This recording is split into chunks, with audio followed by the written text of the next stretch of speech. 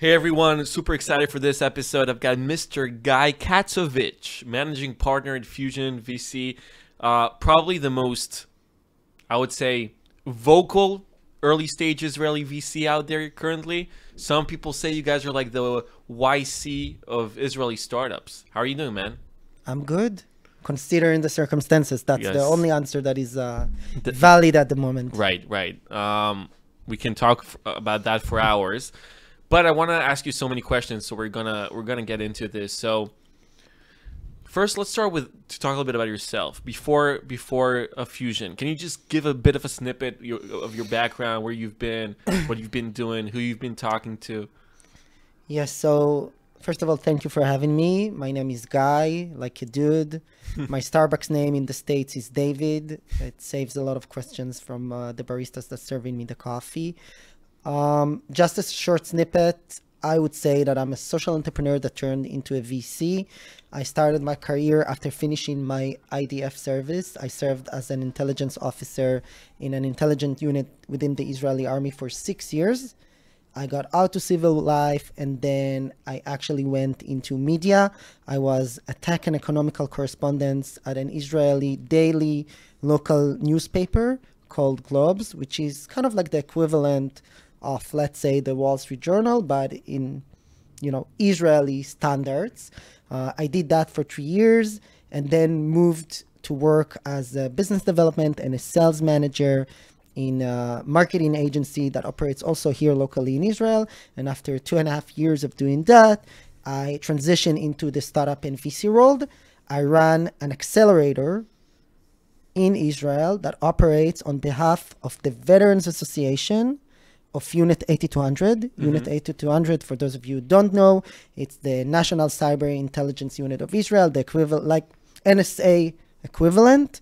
It's very famous here in the local ecosystem because a lot of entrepreneurs and VCs that served in that unit within their army service went on afterwards and built prominent, successful tech companies, startups, and even VCs. Some of the most prominent managing partners in VCs in Israel are actually 8200 alumni. And I run this accelerator that operates on behalf of the unit Alumni Association for 3 years. I was the managing director of the accelerator. And after I did this role and I realized that I really like working as the managing director of an accelerator, I decided to do the bold and stupid move and build my own firm, which is Fusion. You mentioned the full name, which is Fusion VC. Just recently, we changed it. Before that, we were just Fusion, or we had even other permutations for the name. But what we basically try to do is to change the way pre-seed investments are being done in Israel. We can get on and talk about Fusion more later on. You didn't ask about that. You asked about myself. So that's about it. Throughout my career path, I also built a lot of social related and impact related ventures, an educational non-for-profit, and a lot of incubators that actually aim to help underrepresented communities and sub-communities to tap into the Israeli tech scene, whether it's within the Israeli Arab community or within the ultra-Orthodox community and so on. We can also talk about that. So that's why when I look as an overview about my career path, starting from journalism and nonprofit, moving to sales and then to acceleration of startups, that's what I'm saying, that I'm like a social entrepreneur turning into a VC. You're a socialist who became a capitalist. Yes, but I was never a socialist. Which is a good thing in my opinion. So when I think about you, or when I talk about you with other people in the industry, it seems like you got your hands on so many different things, right? You've got this, several very early stage startups that you guys are investing in. You have a great podcast that you interview people and talk about, and then you also have a great presence on LinkedIn, which is a major platform. You guys invest lots of time and energy, and probably funds in terms of of your time into this. So, when you started to build out Fusion together with Yair, right? Yair is your partner. Yes. Yair Vardi? Yair Vardi. Yair Vardi. Okay. So when you guys started to, when you guys just launched Fusion, what was the main goal? Was it to just, because you're telling me you guys want to, tackle pre-seed differently. So what does that mean exactly? That means that when we look at the Israeli venture funding landscape, it's pretty much, I would say that it changed a lot over the last 2 decades. And now it's pretty decent. You have a lot of options for raising your money from VCs. You have a lot of super angels. You have serial entrepreneurs, second and third timers that already been through their rodeo more than once, exited their startups, and are now trying back again. And the fact that ecosystem developed so much is a unique advantage because you have a lot of network and know-how to tap into when you want to build a startup. But it's also a disadvantage if you're a first-time founder that tapping into the ecosystem and try to build a startup where a lot of the local VCs didn't have a lot of success investing in that space early on. So when people from Israeli entrepreneurs meet us, they always understand what is the pitch of Fusion, while for some external, like people that are external to the ecosystem, it's pretty hard to grasp. But I think that if you want to dumb it down, the Israeli venture landscape is very fond of different type of founders and different type of companies. And for those startups that are tapping into those industries, it's pretty easy to raise funds. But if you are a first timer that tapping into a market or an industry that we at Fusion like to call an overlooked industry, quote unquote, by the way, it's pretty much everything nowadays, except let's say AI, cybersecurity and AI. artificial intelligence. And sales tech. And sales tech maybe. Then you have a pretty challenging time raising your first money from prominent experienced investors locally in Israel. Unlike, by the way, other ecosystems which are more general in terms of the, I would say, appetite that investors have for new deals. And that's why I think in Israel it's important to have a flourishing pre-seed category where you have different type of angels, different type of incubators, some accelerators, and even some micro and nano funds that are aiming to that category of funding where first-time founders that are tapping into those overlooked markets can reach out to those investors and raise their first funds. This was the vision of Fusion since the day we've started. And we also have, on top of the money, an add-on or an added value layer where we give them an accelerator with mentorship and connections to their first clients, to extra funding. So this is what we basically do, very similar to what Y Combinator has been done in Silicon Valley since 2006, I think. So we've been trying to do that in Israel for the last 7 years. Just in terms of numbers, maybe to keep it concrete, over the last 7 years since we established Fusion, we raised no more than $30 million combined, 3-0, and we already deployed money into more than 120 Israeli startups. In all of them, if not at most of them, we are the first check. And we have a bunch of companies that are already, privately, but are already raised an A and a B and a C round. Wait, it's one fund?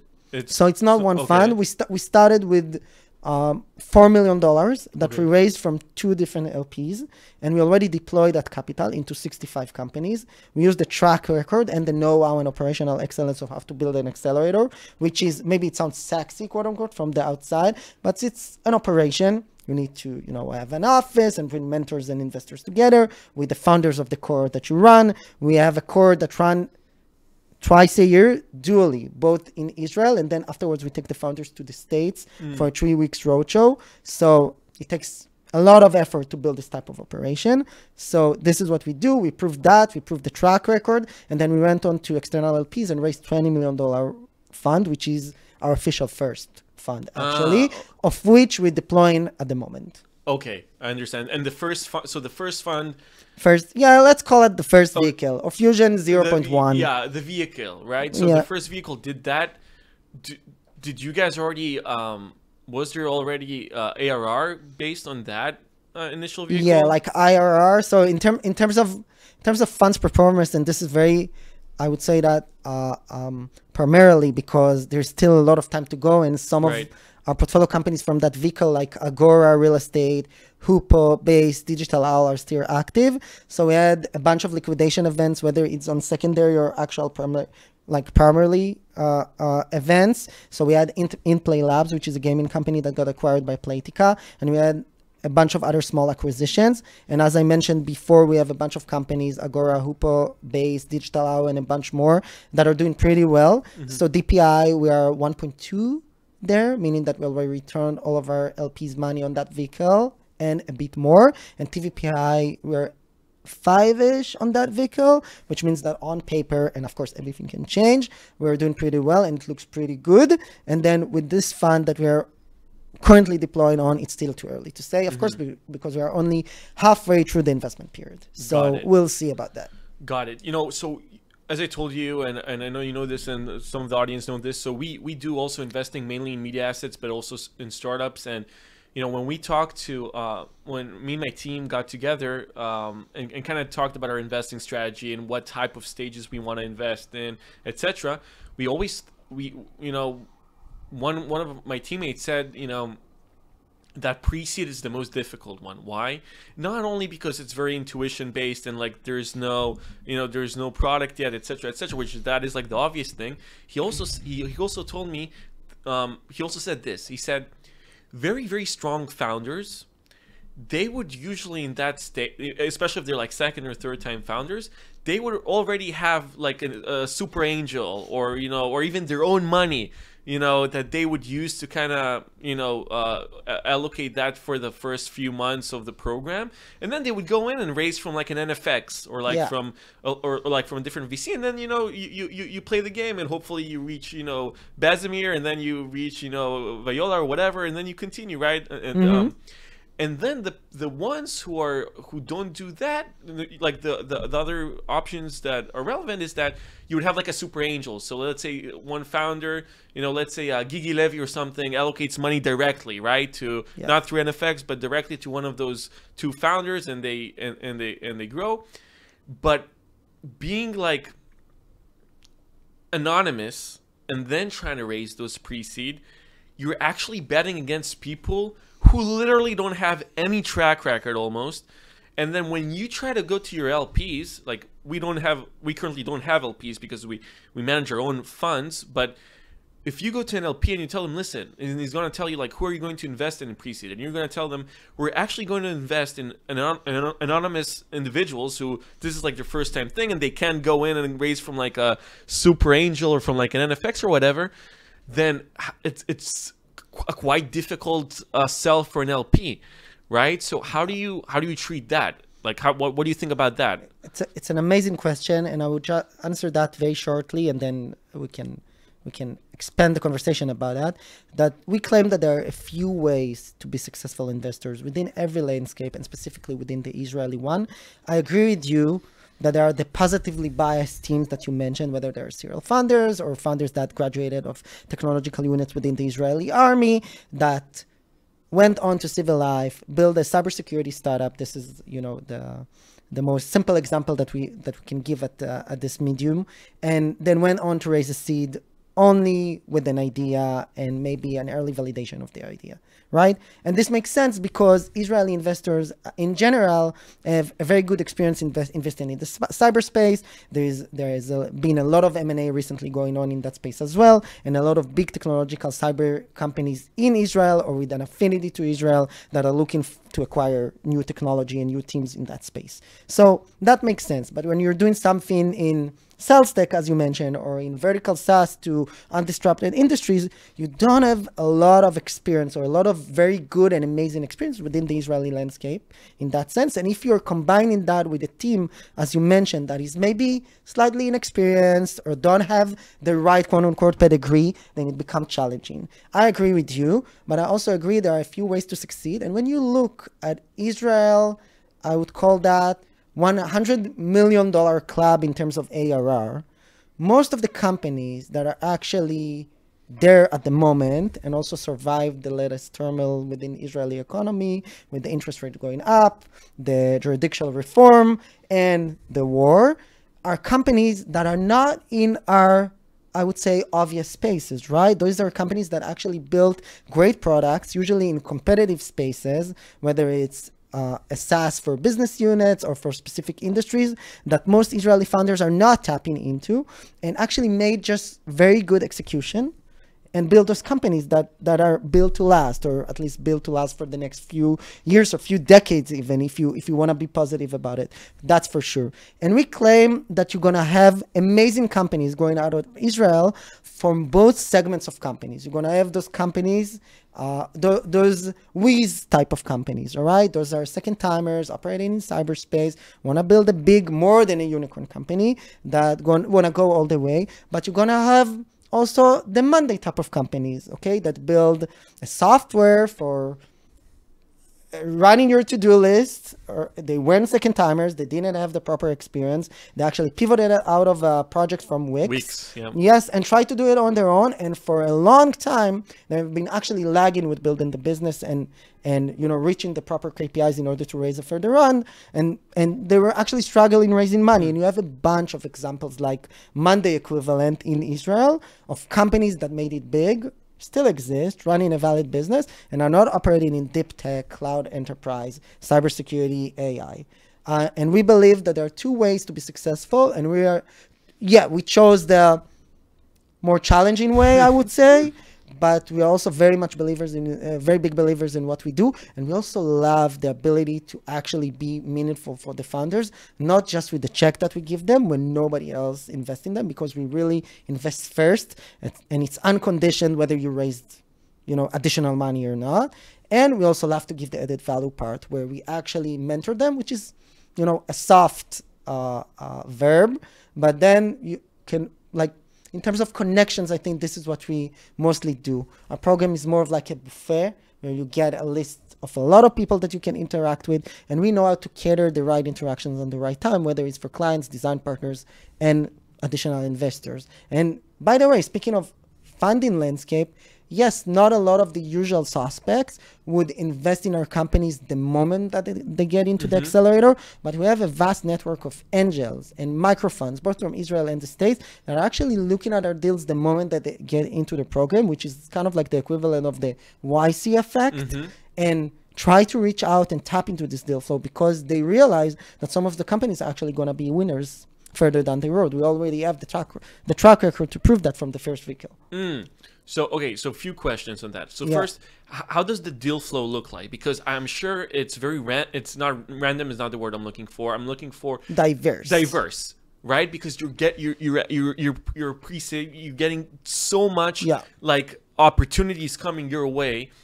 And again, most of them, or at least some of them, or a big percentage of those, inquiries are coming on from like first timers. Yeah. How do you manage? How does that game play out? How do you manage that so you're not wasting time on people who are not relevant at all?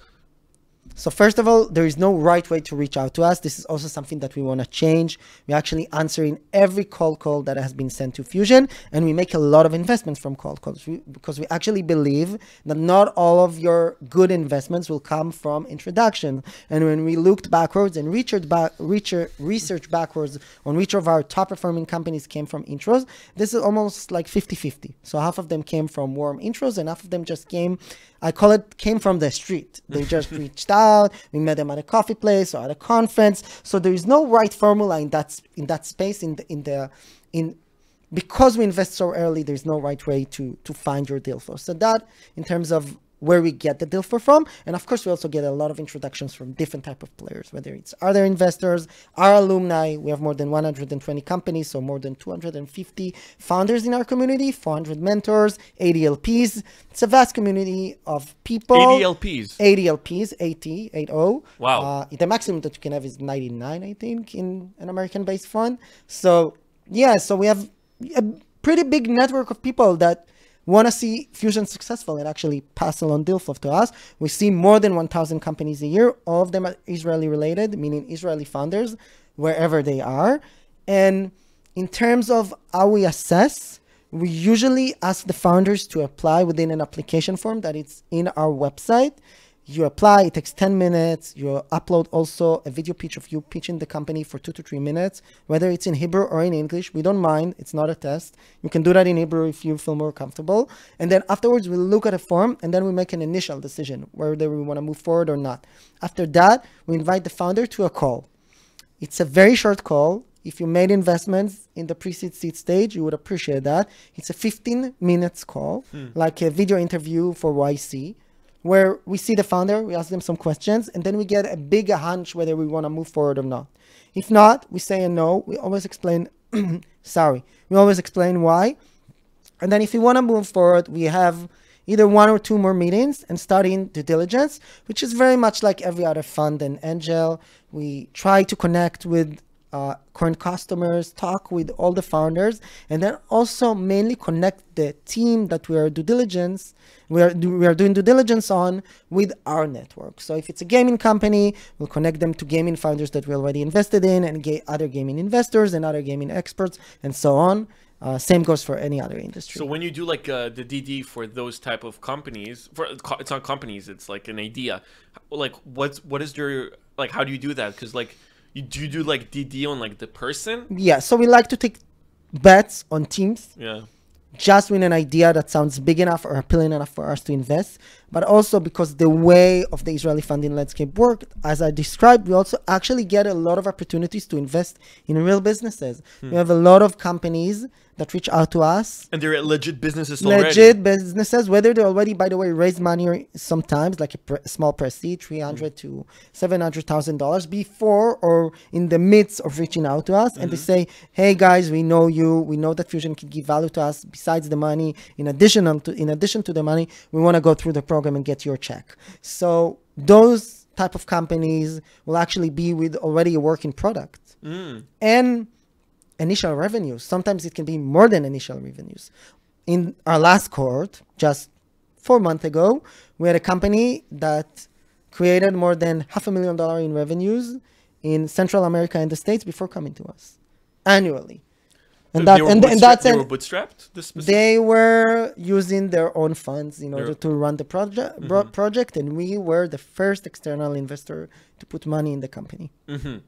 Interesting. And when you, okay, that's very interesting. And you, wait, how many bootstrap companies like that did you guys take on? Like, is there that so are like legit that come in with like a legit business? So I would say that every batch we invest in between 5 to, let's say, 9 to 10, maybe 12 companies at max, and a handful of them would be companies like that. Actual businesses. Most of them would be founders with already working product and some strong validation, early pilots that are paid, early traction in terms of actual paying clients, but they wouldn't talk in ARR.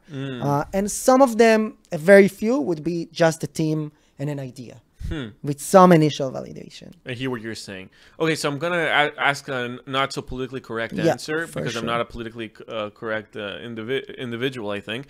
But this is actually very interesting. So and this is kind of like more on a technical standpoint in this type of stages in terms of VC funding. So in one of our meetings, like we had internal meetings we had with my team, we said, listen, guys, if we start investing in like very, very, very, very early stage startups, we might start building a machine where we basically invest very early in a startup, even like when they just have an idea. We make sure, because we have connections as well with like seed investors like NFX or other companies, etc., other like VCs on that kind of stage. And then we basically just accelerate these companies, validate their ideas, push them a bit, and let them get those initial investments. And then when they start validating their idea and start reaching like Series A, etc., we just go all in on selling the shares. Yeah. Like going all in on selling, because what am I trying to tell here? It's like we're not doing that, but like the thing is, like when you invest in like very early stage companies, even if they just raise an additional $15 million and you put it in like 1 million or $500,000, you already have a very nice return. Yeah. Do you think about it that way as well, or are you like just like a long-term player where like you're? So you said that you're not PC, so I'll be non-PC as well, and we'll say that this makes a lot of sense when you're managing your own money. Right. When you're managing other people's money and you incorporate it and build as a fund, in terms of the ratio of your AUM in relation to your average check and the multiple that you need to return to your on a specific investment. On a specific investment in order to return the whole fund, it doesn't make sense. It could be nice to invest your own money in a bunch of companies, at the pre-seed stage, as I'm reiterating what you said, just Yeah. to make sure that we are on the same page, Right. and then do 2 to 3, even 5x on that particular investment very fast, because this company already raised an up round, and then take the money home and leave. That could make sense if you invest your own money. When you're talking about a fund that worth a few millions or dozens of millions like us, then you need to return the whole fund 3 times. In order to do that, you actually need to use and rely on the VC parallel, where you need to expect some of your portfolio to return a very big multiple that will compensate on the losses that you actually had on the rest of your portfolio. Right. This is how the VC structure work. A lot of people try to break it or try to play it differently. I think that being disciplined on the model itself and learn from other people's mistakes. And nowadays, by the way, a lot of data is being out there in the open about how VC operate and what make VC work well.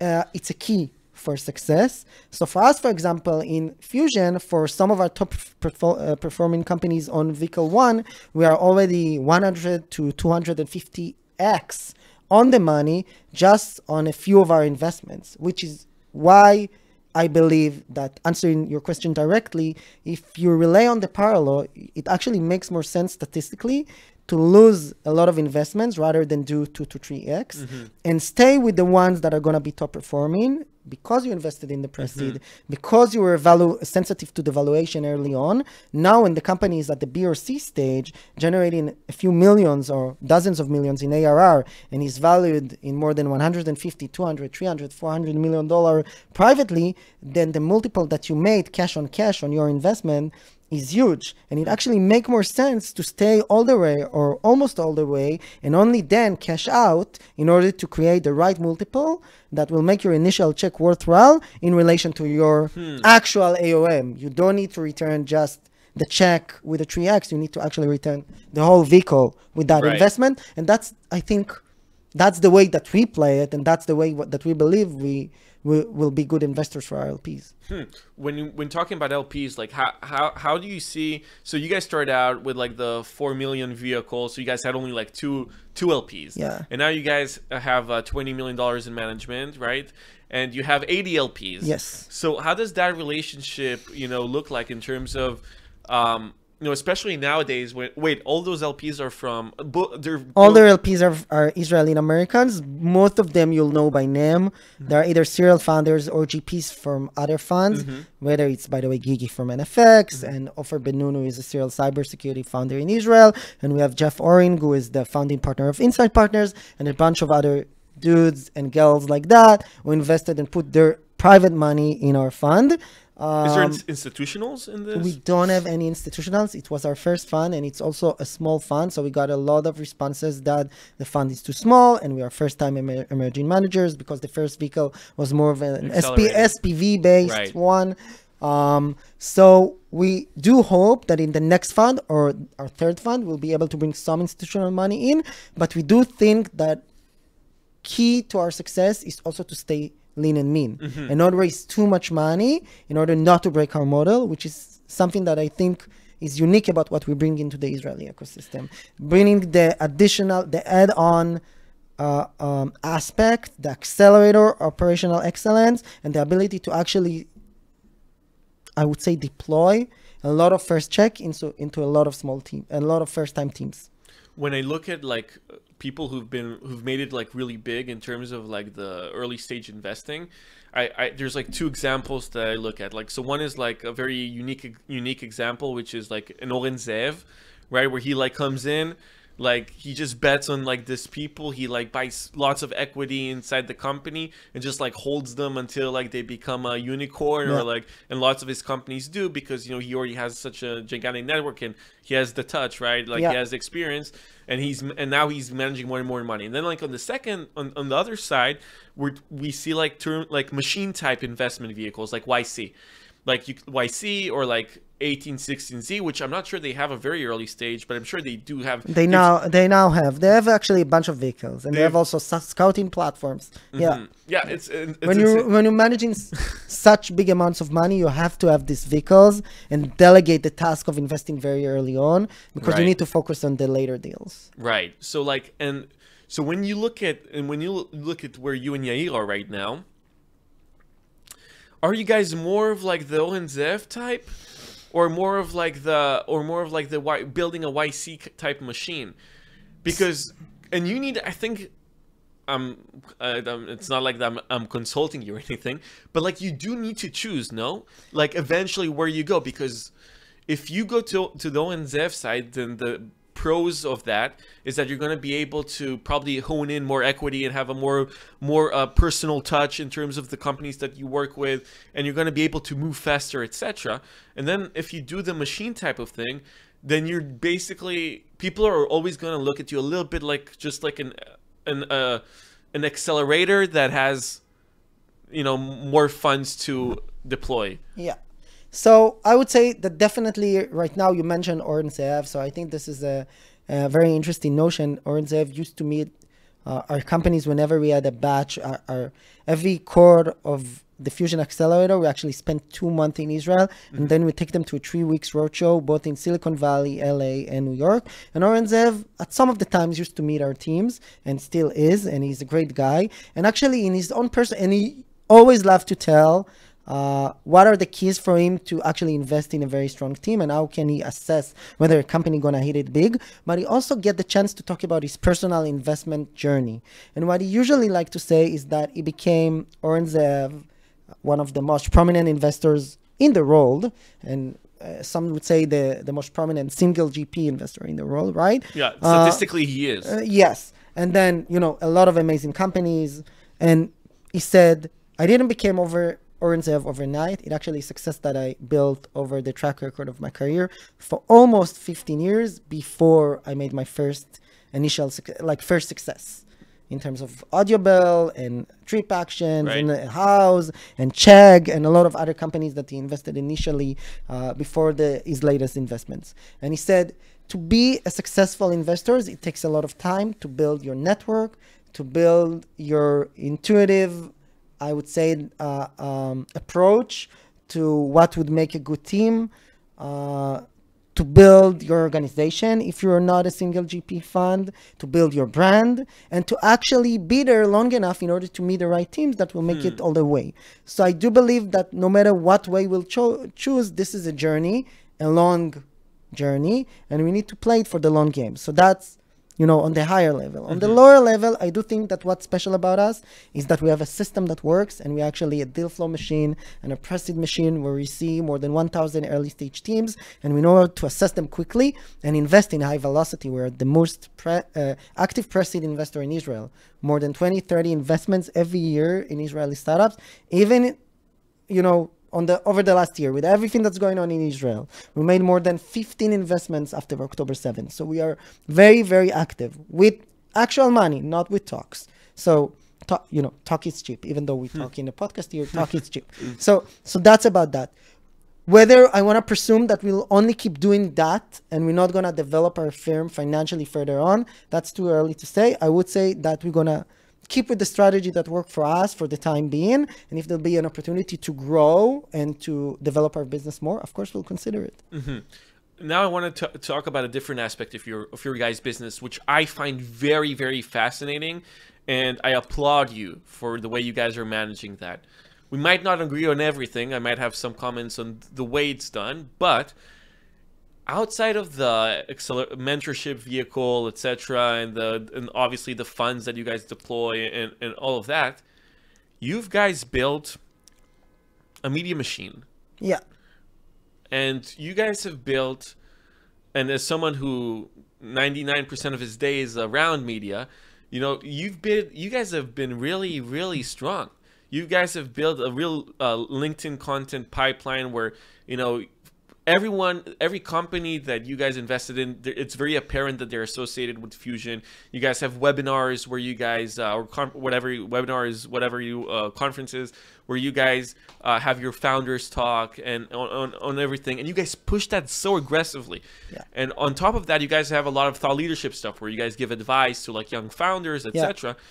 I'm actually more fascinated, not by the thought leadership thing, by the way.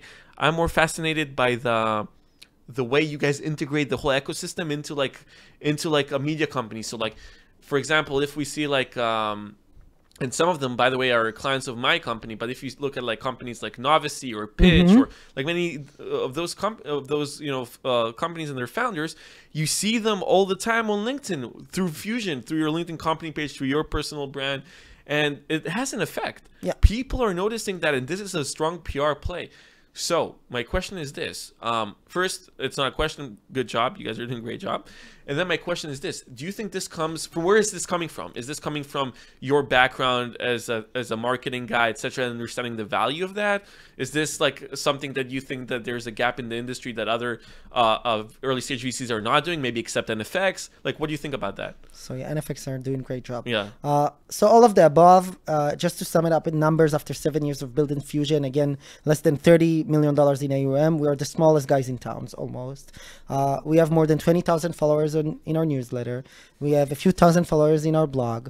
We have social media channels, as you mentioned, that are very active both on Twitter, Instagram, Facebook, LinkedIn, and TikTok. We have a podcast that it was one of the most listened, well-listened podcasts in Hebrew, in Israel, for tech, called Yet Another Podcast. More than 3 million views, like listeners all in total to the podcast, more than 300 episodes.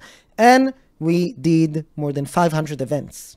Actual physical events over the last 7 years. This is just in terms of numbers. And as you mentioned, I think that in terms of brand equity, we're a very strong brand. Definitely when you relate the amount of efforts and channels that we have in relation to the amount of resources that we have. Yeah. We're a very small team. And I spoke about the numbers not just to brag. Of course, I like to brag about it because this is my doing, but also because, answering directly your question, we are very big believers that in the new world, every media is a media company.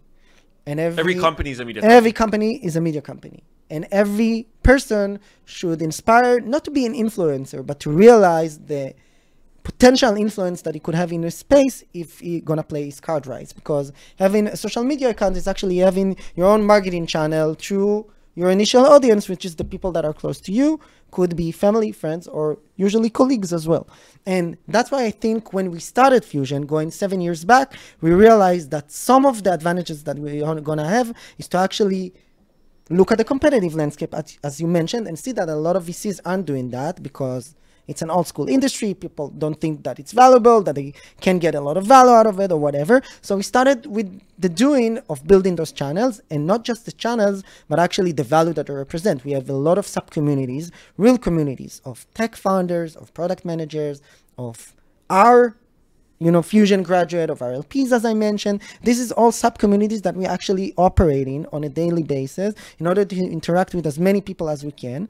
Give them value, give them content, meet with them, hold and execute gatherings in order to give them value, and then hopefully when the time comes, get value back, whether it's through investments in our portfolio, investment in our fund, and also with deal flow. So I do believe that this is, a very big karma play, with the belief that you and I mentioned, every company is a media company, and this is the right strategy moving on.